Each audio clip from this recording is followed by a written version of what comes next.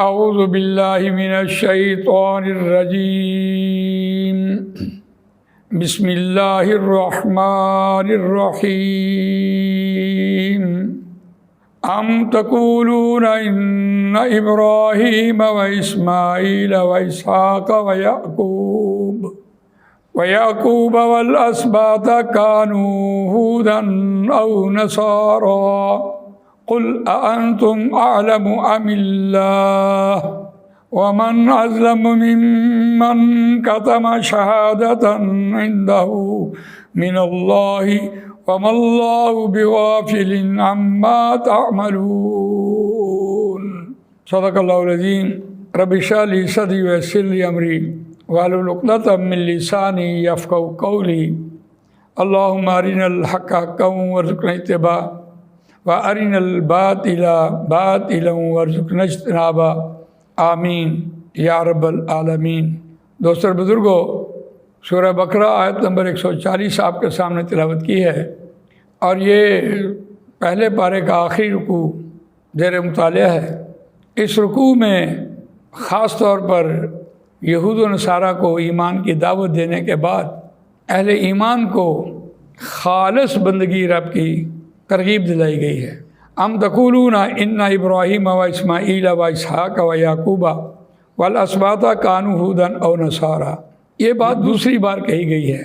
یہی بات انہوں نے کہی تھی کہ وقالوا كونوا هودا او نصارا تهتدوا قل بل ملت ابراہیم حنیفا وما كان من المشرکین۔ ان کا یہ کہنا تھا کہ تم یہودی اور عیسائی ہو جاؤ، تم ہدایت یافتہ ہو جاؤ گے۔ ان کی اس بات کا جواب فَإِنْ آمَنُوا بِمِثْلِ مَا آمَنْتُمْ بِهِ فَقَدِ اهْتَدَوْا، اس پہ دیا کہ اہل ایمان اگر یہ ایمان لے آئیں جیسے تم ایمان لائے تب یہ ہدایت یافتہ ہوتے ہیں۔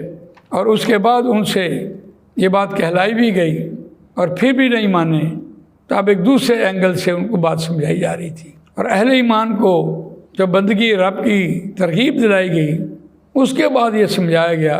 آیت کا روان ترجمہ سنیے، ام تقولون ان ابراہیم و اسماعیل و اسحاق و یعقوب والاسباط كانوا هودا او نصارا۔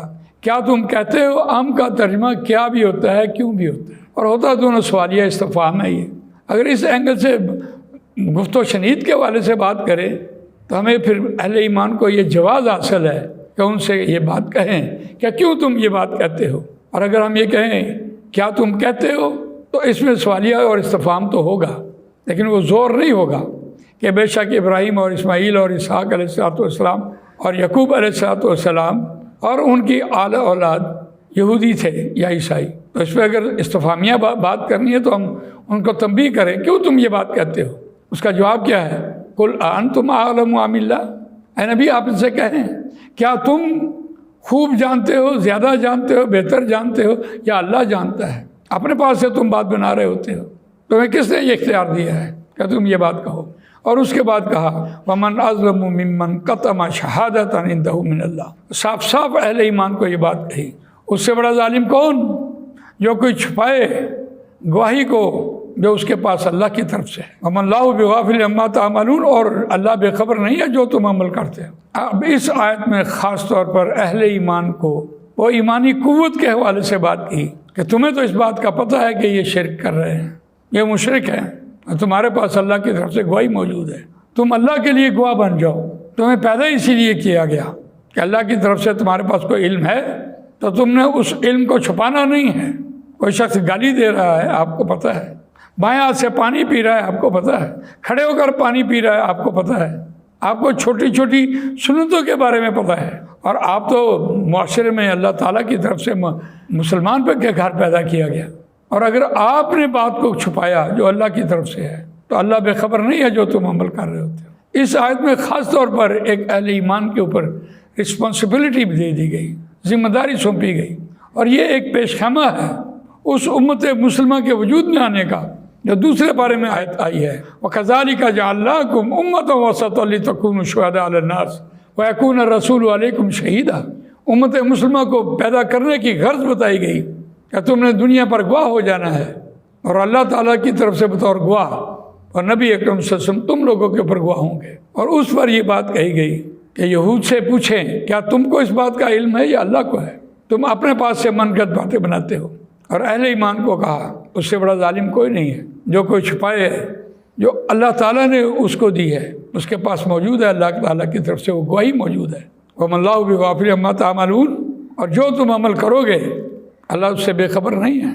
اس رسپانسبلٹی کو، اس ذمہ داری کو نبھائیے جو اللہ تعالیٰ نے مسلمان کے گھر پیدا کیا، مسلمانوں جیسا نام رکھا اور نبی اکرم صلی اللہ علیہ وسلم کی امت میں پیدا کیا۔ یہ سب سے بڑی نعمت تھی اور قرآن بھی ہمارے ہاتھوں میں دیا۔